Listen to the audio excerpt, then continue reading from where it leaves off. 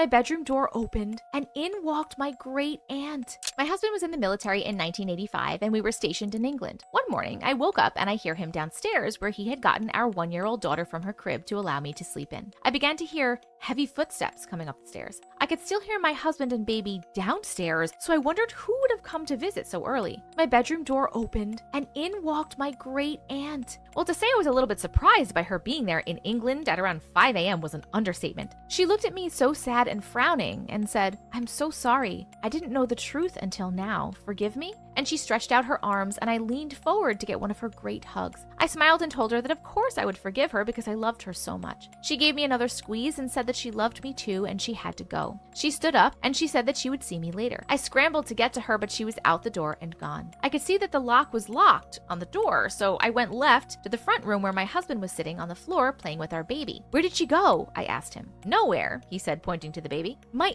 aunt!" I yelled, frantically looking around. I told my husband what had just happened in our room. He said that I must have been sleeping. Later that day, my mom called from the States to tell me that our aunt had passed quietly in her sleep. I told her what had happened that morning and that Auntie had apologized for the misunderstanding all those years ago. I guess Auntie finally found out that we were being slandered by another relative who hated the togetherness we had with her. She had come to tell me that she knew the real truth.